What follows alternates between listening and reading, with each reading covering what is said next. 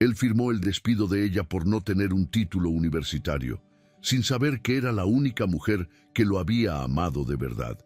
Pero cuando la tecnología millonaria de su empresa colapsó frente a todos, el arrogante CEO tuvo que arrodillarse ante la camarera que humilló, porque solo ella tenía la solución para salvar su imperio. Hola, mi gente querida. Antes de esta increíble historia, cuéntame en los comentarios desde dónde me ves y cómo va tu día. No olvides darle like y suscribirte. ¡Comenzamos ya! El estruendo de la porcelana fina, haciéndose añicos contra el suelo de mármol travertino, resonó como un disparo en la atmósfera sagrada de El Ateneo, silenciando de golpe las conversaciones murmuradas sobre fusiones corporativas y litigios millonarios que llenaban el aire. En ese instante, el tiempo pareció congelarse para Mireia, cuyo corazón golpeó contra sus costillas con la fuerza de un animal atrapado, mientras el aroma agrio y penetrante del café expreso quemado comenzaba a ascender desde el charco oscuro que se expandía peligrosamente cerca de los zapatos de piel italiana de un cliente habitual. Ella no era una mujer torpe. Sus manos habían sostenido el peso de su familia desde que tenía 19 años, cargando cajas, limpiando mesas y contando monedas para sobrevivir, pero aquel uniforme beige, una talla más grande de lo necesario debido a la falta de stock en el inventario, se había enganchado traicioneramente en la esquina de una silla de estilo virreinal, provocando la catástrofe. Lo siento muchísimo. Permítanme limpiar esto inmediatamente, balbuceó Mireia, sintiendo cómo el calor subía por su cuello y le teñía las mejillas de un rojo violento, consciente de que en un lugar como aquel, ubicado en el corazón histórico de Guanajuato, donde la élite intelectual y económica se reunía para decidir el destino de la ciudad entre sorbos de lates artesanales, un error así no era simplemente un accidente, sino una confirmación de clase, una prueba irrefutable de que ella, con sus estudios truncos y sus manos ásperas por el detergente, no pertenecía a ese mundo de cúpulas altas y libros encuadernados en cuero. Se agachó con rapidez, ignorando el dolor agudo cuando una astilla de cerámica le rozó la yema del dedo, buscando desesperadamente reparar el daño antes de que la mancha llegara a la alfombra persa, rezando para que su invisibilidad habitual volviera a cubrirla como un manto protector. Sin embargo, la invisibilidad era un lujo que Lorena, la gerente del establecimiento, no estaba dispuesta a concederle en ese momento, pues para ella, el prestigio del café era una extensión directa de su propio ego, y cualquier mancha en el servicio era una afrenta personal que debía ser purgada públicamente. Lorena se acercó no corriendo, sino deslizándose con esa elegancia depredadora que había perfeccionado tras años de adular a los miembros del consejo, y se detuvo justo encima de Mireia, proyectando una sombra larga y fría sobre la chica arrodillada. «Mireia, por el amor de Dios», susurró Lorena, pero con un volumen calculado milimétricamente para que las mesas contiguas escucharan su corrección y admiraran su control de la situación. «No se dice aiga, se dice haya. Y francamente, me preocupa más tu incapacidad para conjugar verbos básicos que tu torpeza motriz, aunque ambas están costándole dinero a esta empresa».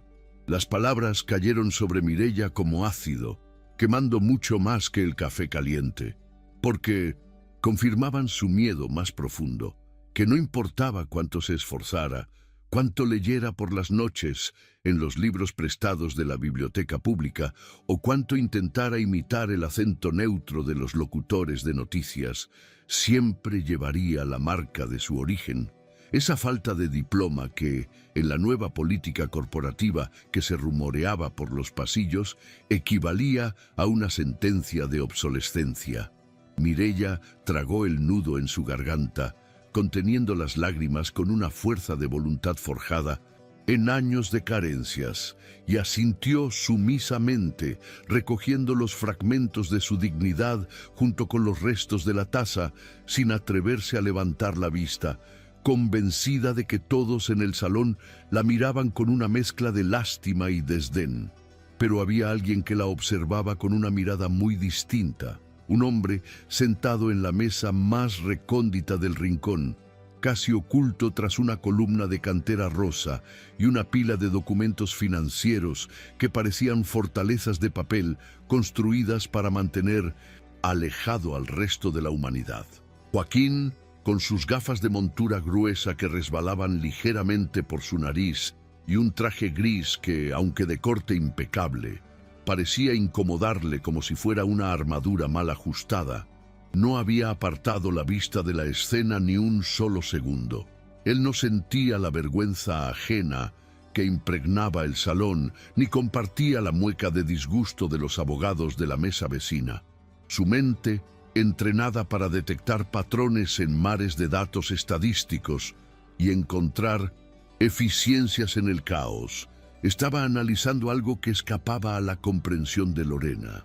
Joaquín notó la rapidez con la que Mireia había evaluado la trayectoria del líquido para salvar los zapatos del cliente, la forma en que había priorizado la limpieza del área de paso para evitar que alguien más resbalara y, sobre todo, la estoica dignidad con la que había soportado la humillación verbal, transformando el bochorno en una eficiencia silenciosa en cuestión de segundos.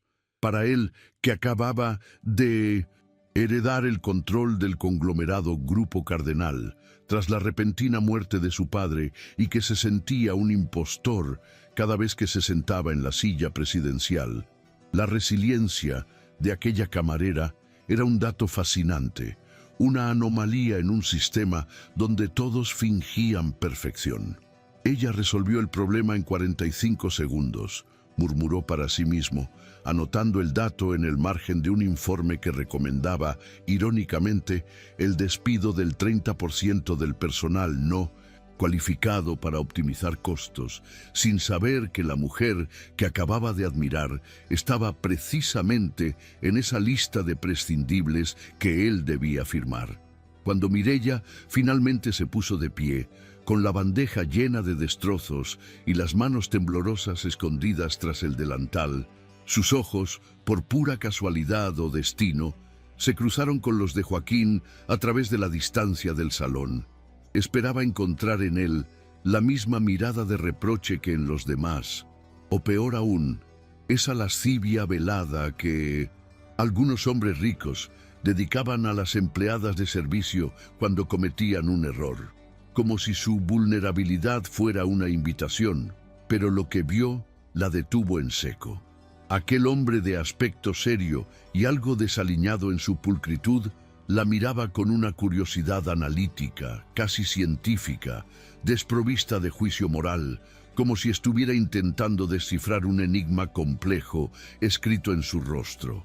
Esa ausencia de desprecio fue tan desconcertante para Mireia que por un instante olvidó el protocolo y le sostuvo la mirada, encontrando en esos ojos oscuros un eco de su propia soledad, una especie de reconocimiento silencioso entre dos inadaptados que, por razones opuestas, se sentían fuera de lugar en aquel teatro de las apariencias.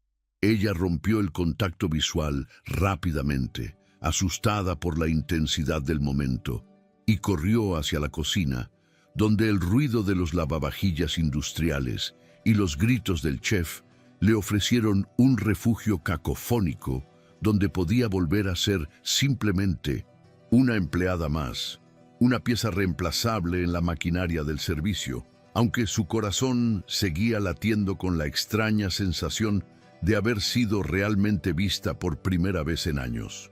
Pasaron los días y la rutina en el Ateneo recuperó su ritmo habitual, pero algo había cambiado en la dinámica del lugar, específicamente en la mesa del rincón, donde el hombre silencioso había comenzado a aparecer con una regularidad religiosa, siempre a la misma hora, justo cuando la luz dorada de la tarde Bañaba las calles empedradas de Guanajuato y se filtraba por los ventanales altos del café. Mireya, a pesar de su miedo inicial a volver a cometer un error frente a él, se encontró asignada a su sección por una Lorena que, ocupada en adular a un grupo de inversores extranjeros, prefería delegar al cliente aburrido que solo consume café negro y agua mineral a la camarera que consideraba menos capaz. «Buenos días», dijo Mireya la primera vez que se acercó a su mesa tras el incidente, con la libreta lista y una sonrisa profesional que no llegaba a sus ojos. «¿Le traigo la carta o prefiere que le sugiera algo especial de la casa?» Joaquín, sobresaltado por su presencia como si hubiera despertado de un trance numérico, casi tiró su bolígrafo, revelando esa torpeza social que contrastaba tan violentamente con la autoridad que emanaba su firma en los cheques de la empresa. «No, digo sí, o sea, solo café, por favor. Negro, sin azúcar. La glucosa interfiere con mi... Olvídalo, solo. Un café», tartamudeó él, y Mireya, en lugar de burlarse, sintió una oleada de ternura ante ese titán de traje caro que parecía tener miedo de pedir una bebida. «Un americano doble, carga intensa, y le traeré un vaso de agua con hielo aparte. Parece que ha estado leyendo mucho y la hidratación ayuda a la concentración», respondió ella con suavidad, diagnosticando su necesidad no por lo que él decía, sino por la sequedad de sus labios y la tensión en su mandíbula, demostrando esa inteligencia emocional que ningún título universitario podía certificar. La relación entre ambos comenzó a tejerse en esos breves intercambios diarios, construyéndose sobre los silencios cómodos y las pequeñas observaciones que Mireya hacía mientras rellenaba su taza, rompiendo poco a poco la coraza impenetrable de Joaquín. Él no le dijo que era el dueño de todo el edificio y del grupo empresarial que poseía la cadena de cafeterías. Para ella, él era simplemente Joaquín, un investigador tímido o quizás un escritor bloqueado que venía buscando inspiración o refugio del ruido del mundo. «Hoy te ves más cansado de lo normal», le comentó ella una tarde lluviosa, mientras dejaba un pequeño plato con una galleta de avena cortesía de la casa. Un gesto que técnicamente estaba prohibido sin cobro previo, pero que ella arriesgaba a hacer porque intuía que él necesitaba ese consuelo. «Los números no cuadran», confesó Joaquín, frotándose las sienes, refiriéndose a la reestructuración masiva que le quitaba él. Sueño, donde cada celda de Excel representaba familias enteras que perderían su sustento.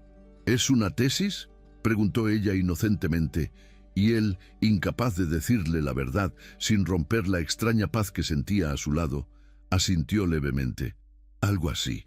Es un problema de optimización de recursos». Mireya soltó una risa suave, un sonido cristalino que pareció iluminar el rincón oscuro. «Mi abuela decía que no puedes optimizar el caldo quitándole las papas, aunque sean lo más barato, porque entonces solo te queda agua caliente.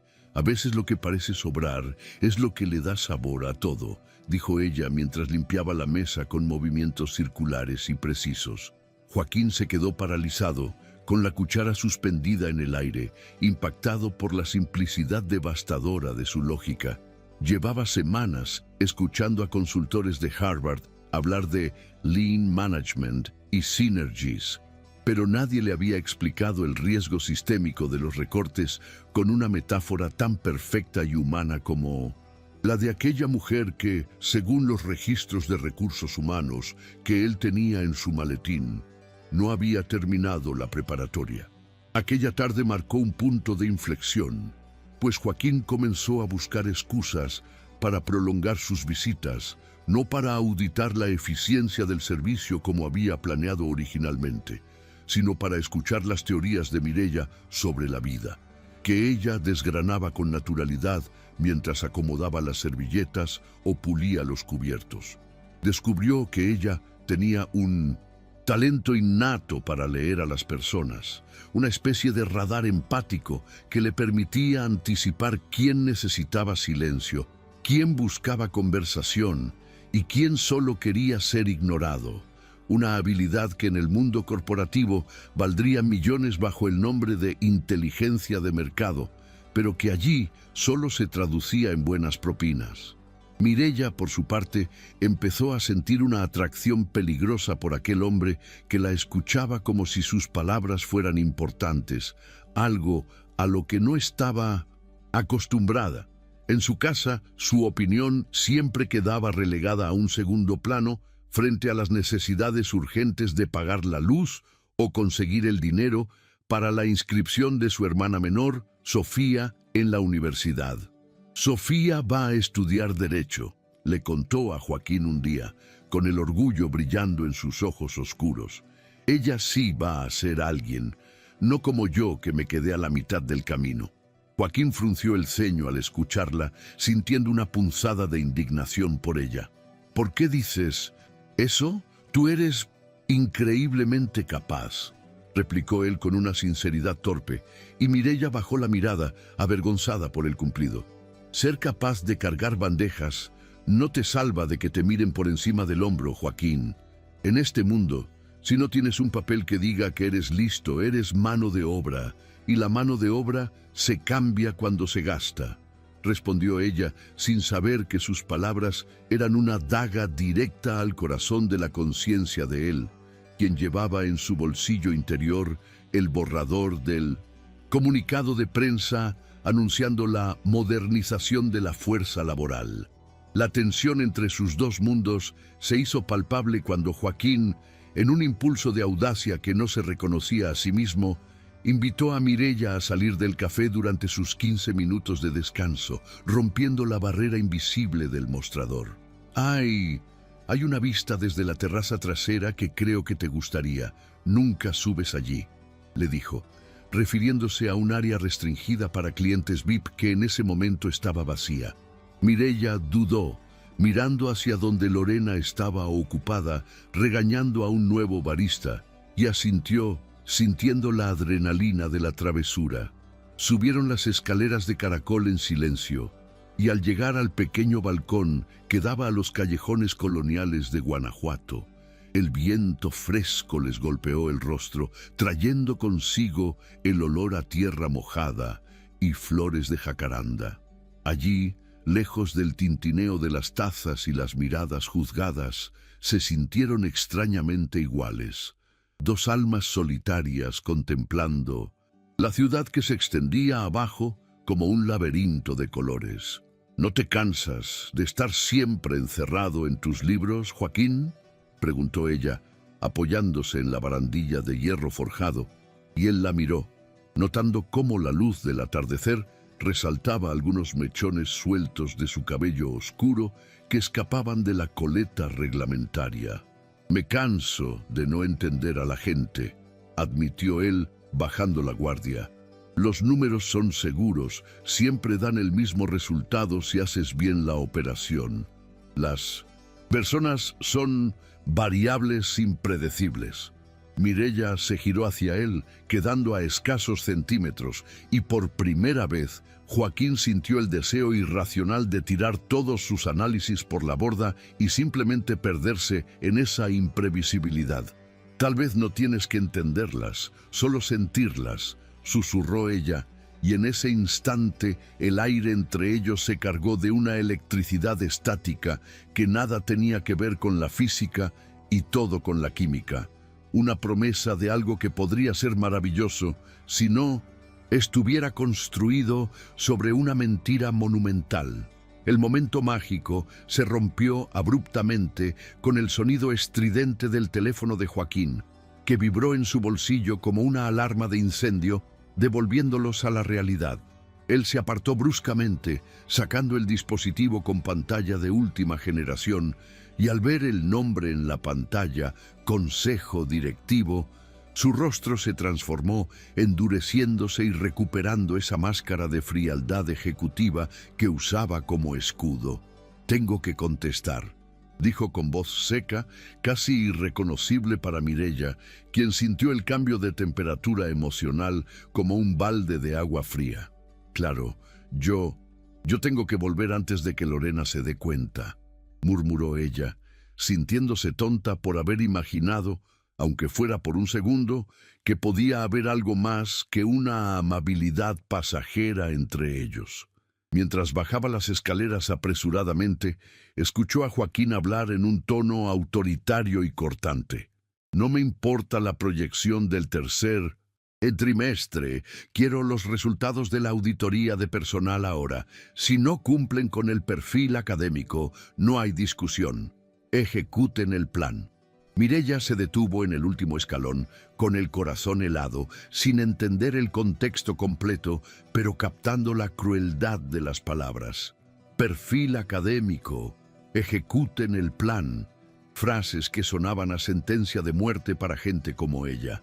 No sabía que él hablaba de los ejecutivos de alto nivel que estaban malversando fondos, y su mente, condicionada por el miedo y la inseguridad, interpretó lo peor, que aquel hombre dulce y torpe era, en realidad, parte de la maquinaria que quería aplastarla, o quizás un espía que se reía de su ignorancia.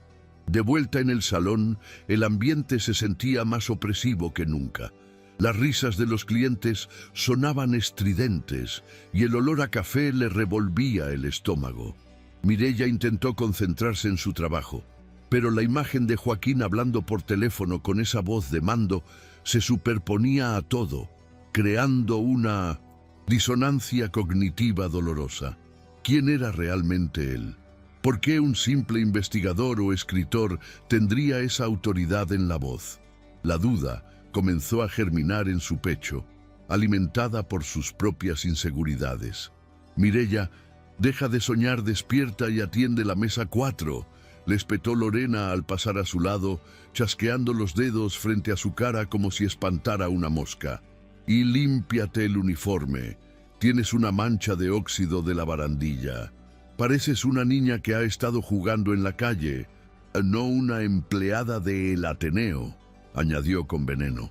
Mireya asintió tragándose la réplica, pero mientras caminaba hacia la mesa 4, vio a Joaquín regresar al salón, guardando su teléfono. Él la buscó con la mirada, intentando ofrecerle una sonrisa de disculpa. Pero ella desvió los ojos, enfocándose en la cafetera, levantando un muro de hielo para protegerse. No podía permitirse el lujo de enamorarse de un enigma que hablaba el idioma de los que la oprimían. Tenía una hermana que mantener, una renta que pagar y un orgullo frágil que era lo único que le quedaba. Sin embargo, al final de su turno, encontró una servilleta de papel doblada cuidadosamente debajo de la taza vacía de Joaquín, y al abrirla, vio que no había números ni ecuaciones, sino un dibujo simple, hecho con trazos inseguros pero tiernos, de una patata y un caldo, con una frase escrita debajo con caligrafía apretada. Tenías razón, el sabor es lo importante, gracias por enseñarme.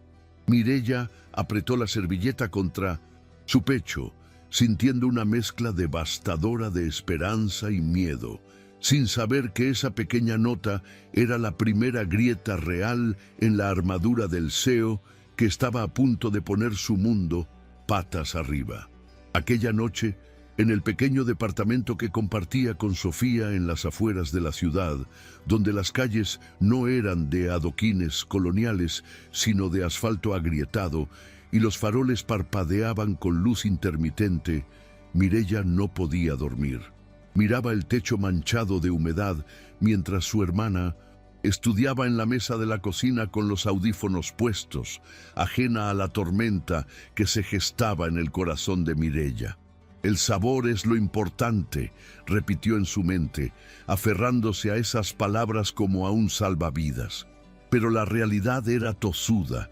Al día siguiente llegaría al café y vería a los hombres de traje con sus portafolios, escucharía los rumores de despidos que circulaban entre los cocineros y tendría que servirle café a Joaquín sabiendo que había una parte de él que ella desconocía por completo. Se levantó de la cama, inquieta, y fue a buscar un vaso de agua, deteniéndose a mirar los libros de texto de Sofía esparcidos sobre la mesa. Derecho romano, Teoría del Estado, Introducción a la economía. Títulos que para Mireia eran jeroglíficos de un mundo prohibido, llaves de puertas que para ella estaban cerradas. Suspiró, acariciando las portadas con una mezcla de reverencia y envidia. Y fue entonces cuando su teléfono vibró con una notificación de noticias locales. Grupo. Cardenal anuncia nueva dirección. El misterioso heredero promete cambios radicales. La foto adjunta era borrosa, tomada desde lejos, mostrando a un hombre subiendo a un auto blindado. Pero la silueta de los hombros, la postura ligeramente encorvada, se le hacían terriblemente familiares. Mireia apagó la pantalla de golpe, negándose a conectar los puntos, porque si los conectaba, la fantasía se acabaría. Y ella necesitaba esa fantasía. Necesitaba creer que en algún lugar del universo, un hombre que sabía de números podía interesarse por una mujer que solo sabía de sabores y sentimientos, antes de que la fría lógica del mundo corporativo les demostrara lo contrario. Los días siguientes transcurrieron envueltos en una neblina dorada de complicidad silenciosa, una especie de tregua mágica que parecía suspender las leyes de la realidad social dentro de las cuatro paredes de El Ateneo, donde el aroma a granos tostados y papel viejo actuaba como un bálsamo contra las hostilidades del mundo exterior. Joaquín, aquel hombre que hasta hacía poco parecía una estatua de sal erigida en honor a la soledad, había comenzado a experimentar una metamorfosis sutil, pero evidente para cualquiera que prestara suficiente atención. Su postura rígida se relajaba visiblemente en cuanto cruzaba el umbral de la cafetería, y sus ojos, habitualmente escudriñando hojas de cálculo con frialdad quirúrgica, buscaban de inmediato la figura de Mireia entre el vapor de la máquina de expreso. Ya no era solo el cliente del rincón oscuro. Se había convertido en una presencia constante, un faro de calma en medio del caos de las horas punta. Alguien que parecía entender los ritmos de Mireia sin necesidad de palabras, anticipando cuando ella necesitaba un respiro o una sonrisa de aliento. Para Mireia, la presencia de Joaquín se había vuelto tan esencial como el aire, una validación diaria de que ella no era invisible, de que sus pensamientos, esos que guardaba celosamente por miedo a sonar ignorante frente a los intelectuales que frecuentaban el lugar, tenían valor y resonancia. Empezaron a compartir pequeños secretos, fragmentos de sus vidas que deslizaban entre servilletas y cambios de turno. Él le confesó que odiaba el sabor del caviar y que prefería 1000 veces los tacos de canasta que vendían en la esquina del Mercado Hidalgo, y ella le contó, con la voz temblorosa por la vergüenza, que a veces se quedaba despierta hasta la madrugada intentando descifrar los poemas de Octavio, Paz solo para sentir que su mente se expandía más allá de las facturas y las deudas.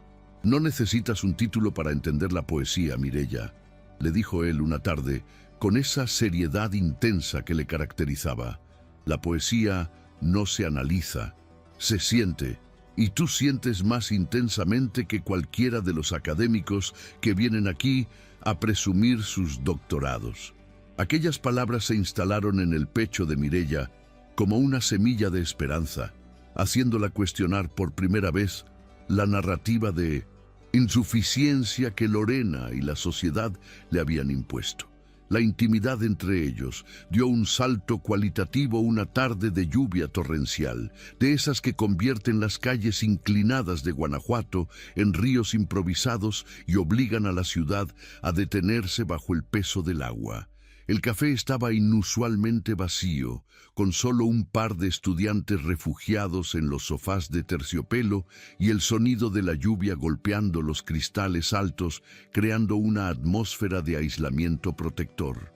Joaquín, aprovechando que Lorena se había retirado a su oficina para una videoconferencia con la directiva, se atrevió a romper el protocolo de manera flagrante. «Ven», le susurró a Mireya cuando ella pasó cerca de su mesa recogiendo unas tazas vacías. «Tengo algo que quiero que pruebes, pero no puede ser aquí».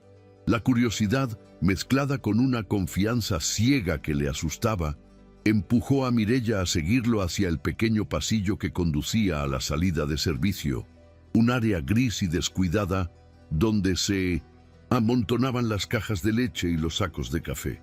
Allí, lejos de la elegancia impostada del salón principal, Joaquín sacó de su maletín de cuero italiano, con la solemnidad de quien extrae una joya de la corona, un paquete envuelto en papel de estraza grasiento que desprendía un olor inconfundible y delicioso a maíz, mayonesa, queso y chile.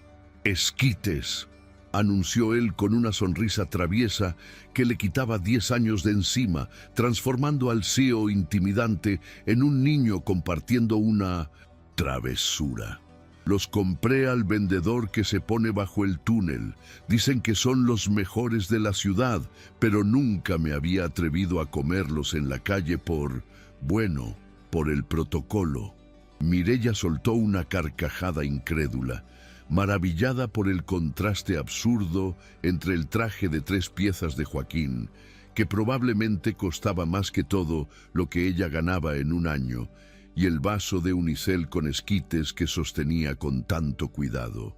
«Eres una caja de sorpresas, Joaquín», le dijo, tomando una cuchara de plástico y probando el manjar callejero, cerrando los ojos ante la explosión de sabores que le recordaba a su infancia, a los domingos en la plaza antes de que la vida se volviera complicada.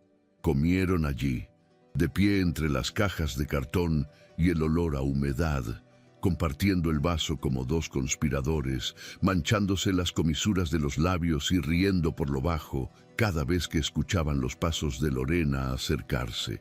En ese instante, rodeados de basura y lluvia, Mireya sintió que la brecha abismal que intuía entre sus clases sociales se cerraba momentáneamente, creando un puente hecho de maíz y complicidad donde solo existían ellos dos, hombre y mujer, sin etiquetas ni jerarquías.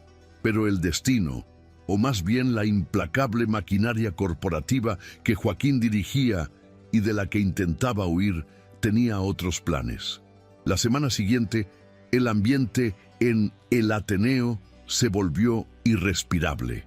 Los rumores sobre la reestructuración corporativa basada en títulos dejaron de ser susurros de pasillo para convertirse en una amenaza tangible que flotaba sobre las cabezas de todos los empleados como una espada de Damocles.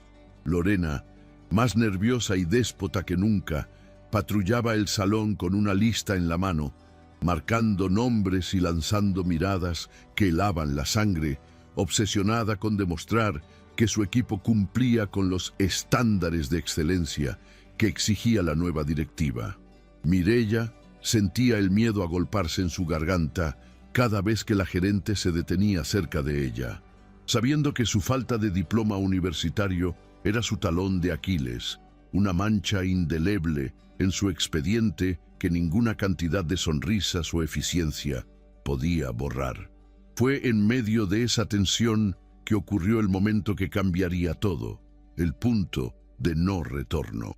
Durante un turno frenético, Mireya tuvo que entrar al almacén del sótano para buscar servilletas, y allí, entre las estanterías metálicas y la penumbra, se encontró con Joaquín, quien se había refugiado allí fingiendo buscar el baño, pero en realidad huyendo de una llamada insistente de sus asesores legales. Al verla entrar, con los ojos brillantes de lágrimas contenidas por el estrés y el miedo al despido, la fachada de Joaquín se desmoronó. «¿Qué pasa?», preguntó él, acercándose con una urgencia que no pudo disimular. «Creo que me van a echar, Joaquín», confesó ella, dejándose caer sobre una pila de sacos de café, agotada de fingir fortaleza. «Lorena dice que la nueva política es estricta, que quieren elevar el perfil. Yo no tengo el perfil, Solo tengo deudas y ganas de trabajar, pero eso ya no cuenta. La vulnerabilidad en su voz rompió algo dentro de Joaquín, una barrera de contención que había mantenido erigida durante toda su vida adulta. Sin pensarlo, movido por un instinto primitivo de protección y un deseo que ya no podía contener, Joaquín se arrodilló frente a ella, tomando sus manos ásperas entre las suyas, suaves y cuidadas. «Eres la persona más inteligente que conozco, Mireia», le dijo con una intensidad feroz, mirándola a los ojos como si quisiera transmitirle su propia certeza por ósmosis. «Entiendes a la gente, entiendes la vida de una forma que ningún libro puede enseñar. Si ellos no ven eso, son unos ciegos. Tú vales más que todo este edificio». Mireia lo miró, aturdida por la vehemencia de su defensa, y en la penumbra del almacén el aire se cargó de una electricidad estática, densa y palpable. El beso no fue de película, no hubo música de fondo ni cámara lenta, fue un choque desesperado de dos soledades que colisionaban, un beso torpe, urgente, con sabor a café y lágrimas saladas, donde se dijeron todo lo que las palabras no alcanzaban a expresar. Por un momento, en ese abrazo apretado entre sacos de arábica, Joaquín olvidó que él era el arquitecto involuntario de la desgracia de ella, y Mireia olvidó que él era un misterio que no debía tocar. Se aferró a las solapas de su saco, sintiendo la textura de la tela cara, y por primera vez se permitió soñar con que tal vez, solo tal vez, el universo le estaba dando una oportunidad de ser feliz, de ser la protagonista de su propia historia y no solo un personaje secundario en la vida de los demás.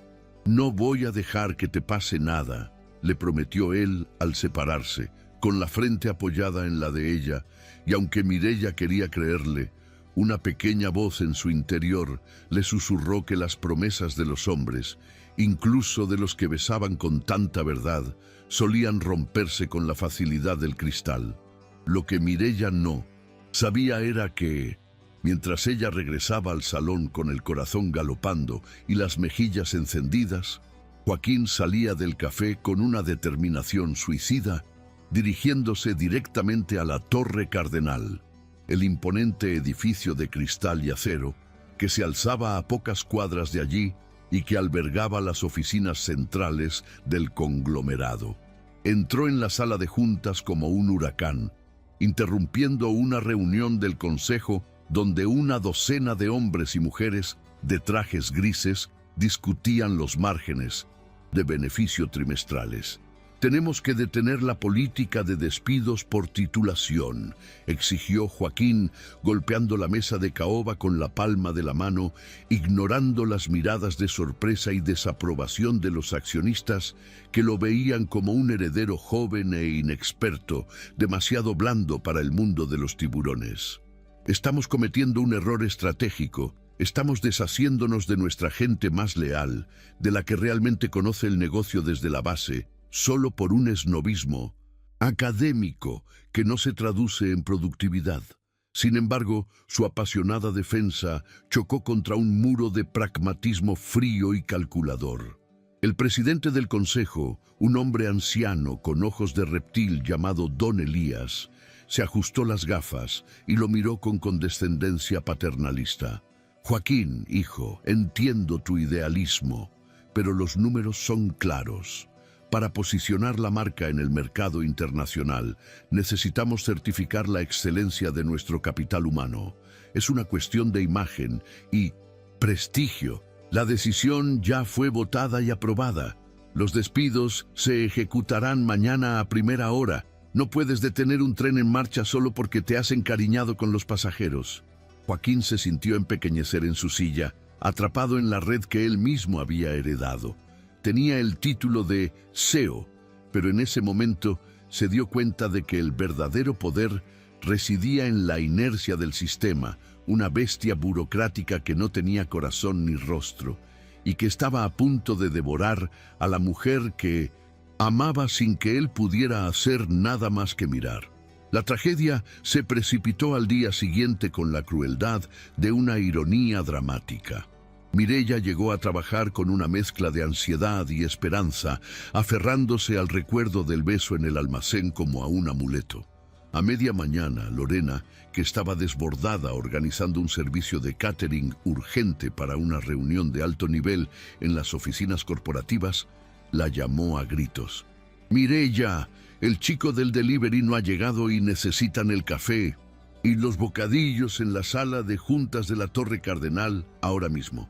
Vas a tener que ir tú. Toma el carrito, sube al piso 40 y no hables con nadie. No mires a nadie, solo deja las cosas y vete. Y por lo que más quieras, no hagas ninguna de tus escenas de torpeza». Mireia asintió, nerviosa por entrar en el Olimpo de los ejecutivos, pero obedeció, empujando el carrito de servicio por las calles hasta el edificio de cristal, sintiéndose pequeña y fuera de lugar, con su uniforme de mesera entre tanta gente de negocios que caminaba con prisa. Al llegar al piso 40, el ambiente era aséptico y silencioso, con moquetas tan gruesas que absorbían el sonido de sus pasos. Una recepcionista le indicó con un gesto despectivo la puerta doble de la sala principal, conocida como el acuario por sus paredes de vidrio transparente que permitían ver todo lo que ocurría dentro. Mireia se acercó con el corazón en un puño, empujando el carrito, y al levantar la vista a través del cristal, el mundo se detuvo. Allí, sentado en la cabecera de una mesa inmensa, rodeado de ejecutivos que le escuchaban con atención, estaba él. No el Joaquín tímido y desaliñado del café, sino un hombre que irradiaba poder, vestido con un traje que parecía una armadura, gesticulando con autoridad frente a una proyección que mostraba gráficos de barras y en letras grandes y rojas el título «Plan de optimización de talento, fase final». Mireia parpadeó, pensando que era una alucinación, pero entonces Lorena, que había llegado antes por otro elevador para supervisar, se acercó a ella y le susurró con una reverencia empalagosa en la voz: «Mira qué presencia tiene el señor Joaquín Cardenal, el nuevo CEO. Dicen que es un genio, aunque un poco excéntrico. Él fue quien firmó la orden para limpiar la empresa de gente sin estudios. Es implacable». Las palabras de Lorena cayeron sobre Mireia como plomo derretido. Joaquín Cardenal, CEO, el hombre que le había dicho que la entendía, que le había besado entre sacos de café prometiéndole protección, era el mismo que estaba a punto de dejarla en la calle. La comprensión la golpeó con una violencia física, dejándola sin aliento. Todo había sido una mentira. Su timidez, sus preguntas sobre la vida, su supuesta admiración por su inteligencia práctica, todo debía haber sido un experimento, un juego perverso de un millonario aburrido que quería ver cómo vivían los pobres antes de aplastarlos. Se sintió sucia, usada, expuesta. La imagen de la patata y el caldo en la servilleta le vino a la mente y sintió ganas de vomitar. Él se había estado burlando de ella todo el tiempo. En ese preciso instante, Joaquín levantó la vista de sus papeles, como si sintiera el peso de la mirada de ella atravesando el vidrio. Sus ojos se encontraron a través de la transparencia del acuario y el color desapareció del rostro de él. El terror puro se pintó en sus facciones al ver a Mireia allí, parada junto al carrito de café, con los ojos llenos de lágrimas y una expresión de traición tan profunda que le desgarró el alma. Joaquín se puso de pie bruscamente, tirando su silla hacia atrás con un estruendo que interrumpió la presentación y corrió hacia la puerta de cristal. «Mireia, espera», gritó, olvidando por completo su rol, su dignidad y a los accionistas que lo miraban estupefactos. Pero Mireia ya había dado media vuelta, abandonando el carrito en medio del pasillo como quien abandona una vida entera. Corrió hacia los ascensores, presionando el cinto set, botón frenéticamente, con las lágrimas nublándole la vista. Joaquín salió al pasillo justo cuando las puertas del ascensor se abrían para ella.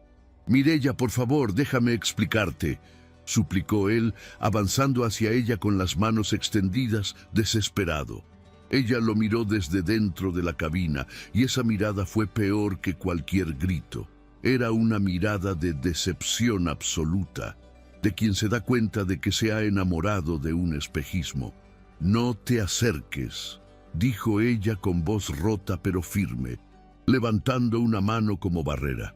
«Creí que eras diferente, creí que me veías, pero solo soy un dato para ti, ¿verdad?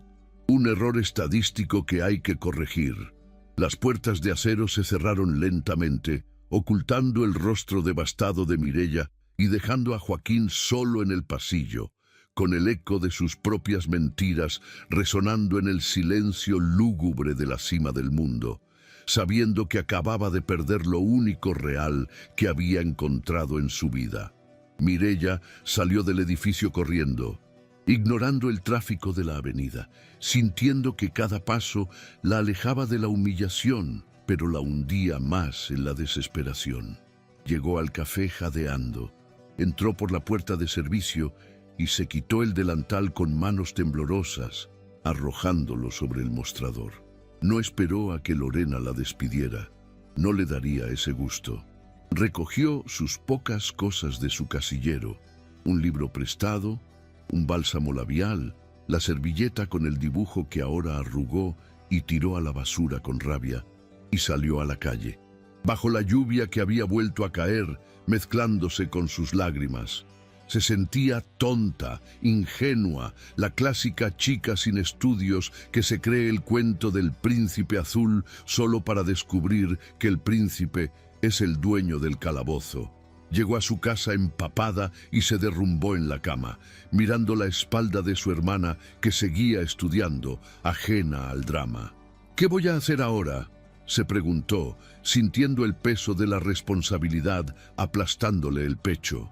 Sin trabajo, sin dinero y con el corazón roto por el hombre que tenía el poder de destruirla con una firma.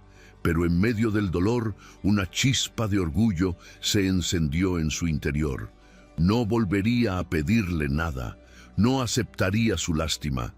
Si tenía que limpiar pisos en otro lado, lo haría, pero no dejaría que él ni nadie volviera a hacerla sentir inferior.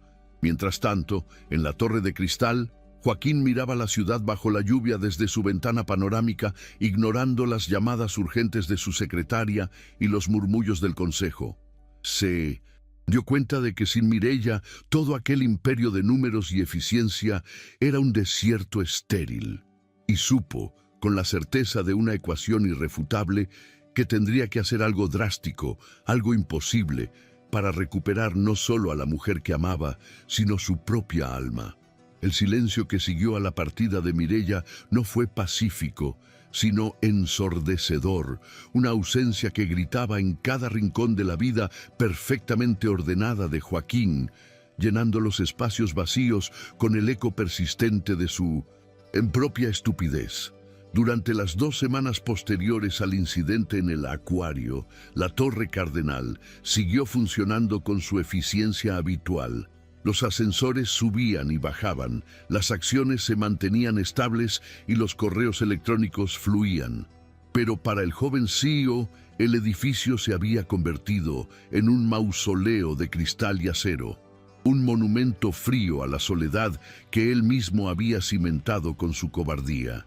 Joaquín intentaba concentrarse en los preparativos de la gran gala de unificación, el evento social más importante de la década en Guanajuato, donde se oficializaría la fusión con un conglomerado internacional, pero su mente, traicionera y obstinada, se escapaba constantemente hacia el recuerdo del aroma a vainilla y café que siempre rodeaba a Mireya, o a la forma en que sus ojos oscuros se iluminaban cuando hablaba de cosas sencillas.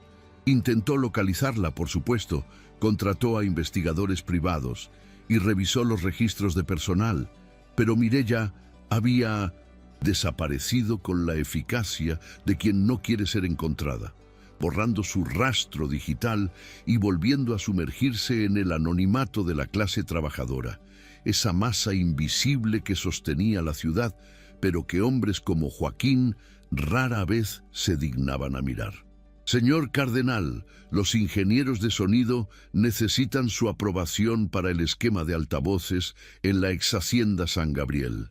Le insistía su asistente, pero Joaquín apenas podía sentir, sintiendo que estaba dirigiendo un barco fantasma hacia un abismo de irrelevancia emocional, consciente de que había ganado la batalla por la excelencia académica de su empresa, pero había perdido la guerra por su propia humanidad.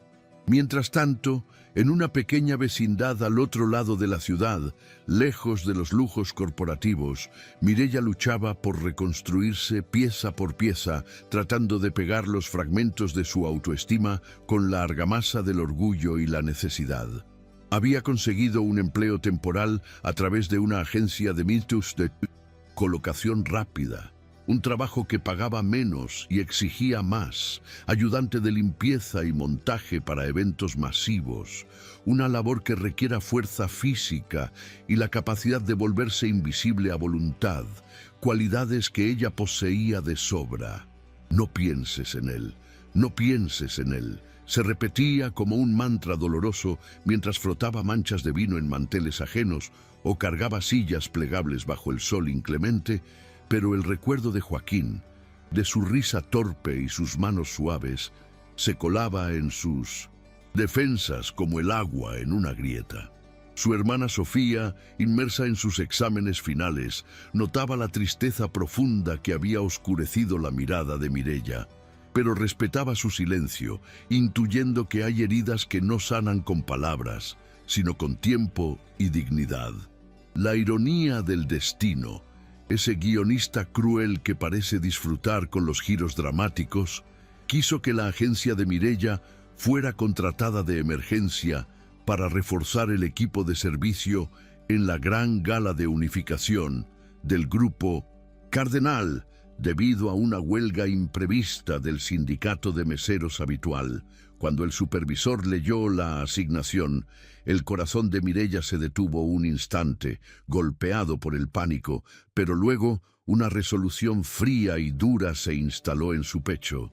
Necesitaba el dinero para la matrícula de Sofía y no iba a permitir que un hombre, por muy poderoso que fuera, le impidiera cumplir con su deber de hermana mayor. «Iré», dijo con voz firme, apretando los puños, «pero seré una sombra. Nadie sabrá que estuve ahí».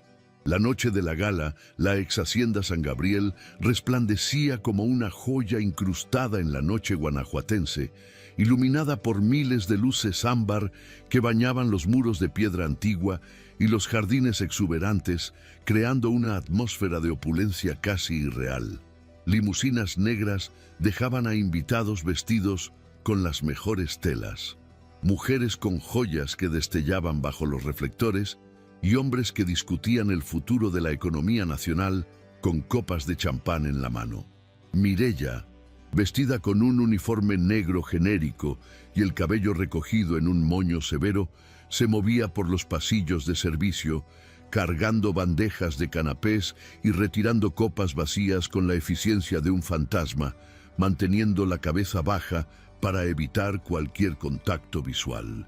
Desde las sombras, vio a Lorena, quien lucía un vestido extravagante y daba órdenes histéricas a los camareros, desesperada por impresionar a la junta directiva y asegurar su propio ascenso. Y entonces lo vio a él. Joaquín estaba en el centro del escenario principal, un templete montado sobre la fuente central del patio, rodeado de micrófonos y pantallas gigantes. Se veía impecable, con un smoking hecho a medida, pero su rostro tenía la palidez de un condenado a muerte y sus ojos escaneaban la multitud con una desesperanza que le partió el alma a Mireia, a pesar de todo su rencor. Él no estaba allí. Su cuerpo ocupaba el espacio, pero su espíritu parecía estar vagando por algún callejón buscando una respuesta que Los gráficos de bolsa no podían darle. Mireia sintió un impulso irracional de correr hacia él, de sacudirlo, de gritarle, pero se obligó a darse la vuelta, recordándose a sí misma que ella era solo la mano de obra no calificada que él había decidido purgar. El desastre, cuando llegó, no fue un error humano, sino una falla tecnológica de esas que desafían a la lógica más avanzada. Justo cuando el gobernador del estado estaba por subir al estrado para dar el discurso inaugural junto a Joaquín, y las pantallas gigantes debían proyectar el video institucional que sellaba la fusión millonaria. Un zumbido agudo y siniestro emanó de la torre de control técnico, seguido de un apagón repentino de los sistemas visuales. La música se detuvo, las luces parpadearon y un silencio incómodo cargado de tensión cayó sobre los 500 invitados VIP. ¿Qué está pasando?, gritó Lorena, corriendo hacia la mesa de los ingenieros de sonido y video, un equipo de expertos con maestrías en telecomunicaciones traídos desde la capital.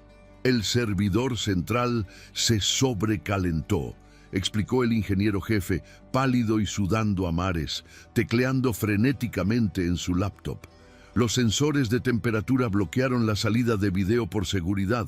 El sistema de refrigeración no responde. Necesitamos reiniciar todo el rack. Nos tomará al menos 20 minutos. 20 minutos. En el lenguaje de los eventos corporativos de alto nivel, 20 minutos de pantalla negra y silencio eran una eternidad, una humillación pública que costaría millones en confianza de los inversores y que convertiría la gala en un hazmerreír nacional. Joaquín, desde el escenario, vio cómo el pánico se apoderaba de su equipo y sintió el peso del fracaso aplastándole los hombros. Toda su tecnología, todos sus títulos, toda su planificación perfecta, derrotados por un termostato. Mireia, que estaba recogiendo unas servilletas cerca de la torre de control, escuchó el diagnóstico y observó la situación con esa mirada analítica que Joaquín tanto había admirado. No miró las pantallas de código binario ni los diagramas de flujo. Miró el entorno físico. Vio que en un intento por hacer que la torre de control se viera estética y acorde con la decoración floral de la hacienda, los organizadores habían cubierto la parte trasera de los racks de servidores con una tela de terciopelo pesado y densos arreglos de flores naturales. Los ventiladores de los equipos zumbaban desesperados, intentando succionar aire fresco, pero solo encontraban tela caliente y pétalos que bloqueaban la circulación, creando un horno hermético. Era un problema de física básica, de sentido común, no de software. No es el sistema, es la decoración, murmuró ella, pero nadie la escuchó. Los ingenieros seguían discutiendo sobre algoritmos de reinicio y protocolos de emergencia. Al ver que el tiempo corría y el desastre era inminente, Mireia tomó una decisión.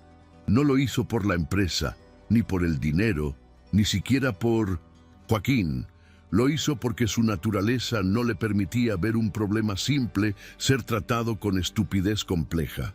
Dejó su bandeja en el suelo, sacó un cuchillo de mesa que llevaba en el delantal para cortar precintos y se deslizó detrás de la torre de control, ignorando el cartel de «Prohibido el paso». Con movimientos rápidos y precisos, Mireia rasgó la tela de terciopelo costosa que asfixiaba a las máquinas, arrancándolas sin miramientos. Luego, empujó con fuerza los pesados arreglos florales, tirándolos al suelo sin importarle el ruido de los jarrones rompiéndose. «¿Qué hace esa loca? ¡Seguridad!», chilló Lorena al verla, horrorizada por el vandalismo estético. Un guardia de seguridad corrió hacia Mireia, agarrándola del brazo con brusquedad. «¡Sácame las manos de encima!», gritó ella forcejeando, mientras tomaba una cubeta de hielo de una mesa cercana y con una gambiarra, improvisada pero brillante, colocó un ventilador de mano que había sacado del bolso de una señora, distraída, frente al hielo. dirigiendo el aire helado directamente hacia las rejillas de ventilación ahora expuestas de los servidores. El efecto fue casi instantáneo. El aire frío golpeó los sensores, la temperatura bajó drásticamente en segundos y las luces verdes de los equipos parpadearon, volviendo a la vida. En la pantalla gigante, el logo del Grupo Cardenal reapareció triunfalmente y la música volvió a sonar, salvando el momento justo cuando el murmullo de descontento del público estaba a punto de convertirse en abucheo. Los ingenieros se quedaron boquiabiertos, mirando el monitor que indicaba sistemas operativos, incapaces de comprender cómo una camarera, con un cuchillo y una cubeta de hielo, había logrado lo que sus doctorados no pudieron. Joaquín lo vio todo desde el escenario. Vio a Mireia siendo arrastrada por los guardias de seguridad hacia la salida. Vio los destrozos de flores en el suelo y vio, con una claridad cegadora, la solución ingeniosa y práctica que ella había implementado. El corazón le golpeó en el pecho con la fuerza de un martillo. «¡Suéltenla!», gritó por el micrófono, su voz retumbando por todo el recinto con una autoridad que nunca antes había tenido, silenciando a la orquesta y a los invitados. Bajó del escenario de un salto, ignorando las escaleras, y corrió hacia donde los guardias retenían a Mireia. «Dije que la suelten», repitió, llegando hasta ella y apartando a los hombres con un empujón furioso. Mireia se frotó el brazo dolorido, respirando agitadamente, con el cabello desordenado y el uniforme sucio, pero con la barbilla en alto, mirándolo con desafío. Joaquín se giró hacia la multitud, hacia los inversores, hacia el gobernador, hacia Lorena, que temblaba de miedo, y luego miró los equipos funcionando gracias al aire frío que pasaba por el hielo. Tomó la mano de Mireia, esa mano áspera y trabajadora, y la levantó en alto, no como un trofeo, sino como una bandera. «Damas y caballeros», comenzó Joaquín con la voz temblorosa por la emoción, pero firme en su propósito. Esta noche casi presencian el fracaso de esta compañía. Y no fue por falta de tecnología, ni de capital, ni de títulos universitarios. Tenemos a los mejores ingenieros aquí y, sin embargo, el sistema colapsó. Hizo una pausa mirando a Mireia a los ojos, pidiéndole perdón en silencio antes de continuar. Colapsó porque nos hemos vuelto ciegos. Hemos construido una cultura corporativa que valora el papel sobre la persona, la teoría sobre la práctica, la apariencia sobre la esencia. Esta mujer que ven aquí, a la que mi propia política de empresa consideró no apta por no tener un diploma, acaba de salvarnos a todos usando pura inteligencia, intuición y sabiduría práctica. Un murmullo de asombro recorrió el salón. Joaquín apretó la mano de ella con más fuerza. «Me he pasado la vida escondido detrás de los números porque les tenía miedo a las personas. Pero ella me enseñó que la inteligencia no es saber resolver una ecuación. Diferencial es saber resolver la vida. A partir de hoy, la política de contratación basada en títulos queda abolida. Grupo Cardenal buscará talento, no certificados. Y yo...» Se giró completamente hacia ella, olvidando al público, olvidando el protocolo. «Yo voy a pasar el resto de mi vida intentando merecer a la mujer que tuvo la valentía de arreglar mi desastre cuando yo no lo merecía». Se arrodilló allí mismo, frente a todos, no para pedir matrimonio, sino en un acto de contrición y admiración profunda, besando sus manos manchadas de polvo y hielo.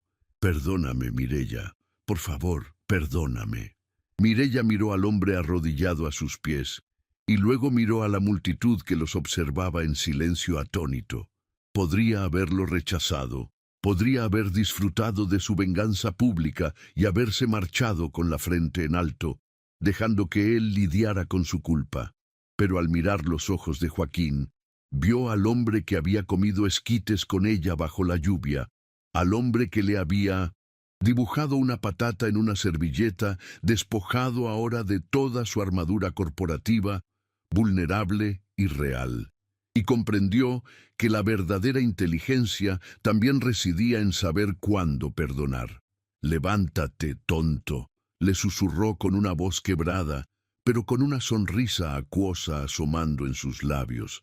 «Estás arrugando el smoking y tienes una empresa que dirigir». Joaquín se levantó, con los ojos brillantes, y la abrazó con una desesperación que rompió cualquier duda restante. Un abrazo que selló un pacto nuevo entre dos mundos que finalmente habían encontrado un lenguaje común.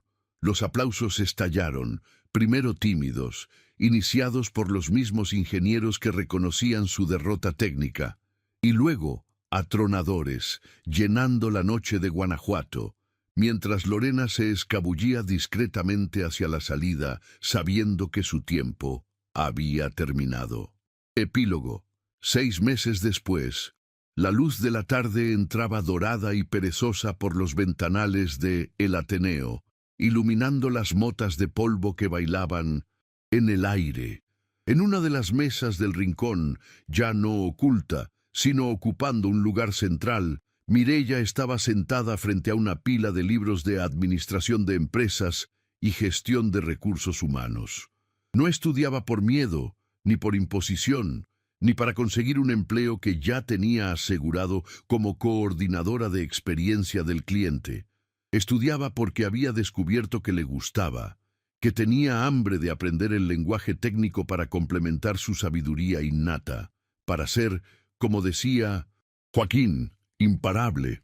Levantó la vista al escuchar el sonido de la máquina de expreso y sonrió al ver la escena tras la barra. Joaquín, con las mangas de la camisa remangadas y un delantal que decía «Aprendiz» atado a la cintura, estaba intentando, con una concentración fruncida y casi cómica, verter la leche espumada sobre un café latte para crear una figura. Es un corazón», anunció el triunfante, colocando la taza frente a Mireia con orgullo, aunque la figura blanca se parecía más a una nube amorfa o a una mancha de Rorschach que a un símbolo romántico. Mireia soltó una carcajada, cerrando su libro y tomando la taza entre sus manos. «Es precioso, mi amor. Abstracto, pero precioso», bromeó ella, dándole un sorbo y saboreando la mezcla perfecta, hecha con cuidado y devoción. Joaquín se inclinó sobre la mesa y le dio un beso suave en la frente. «La técnica sigue fallando, pero la intención es pura estadística de alta probabilidad», dijo él, guiñándole un ojo. «Sigue practicando». «CEO», respondió ella, entrelazando sus dedos con los de él sobre los apuntes de la universidad. «Algún día quizás te contrate». Y allí, entre el aroma a café y libros nuevos, ambos rieron. Dos piezas imperfectas que habían encajado para formar algo mucho más fuerte y sabio que cualquier estructura que pudieran haber planeado por separado.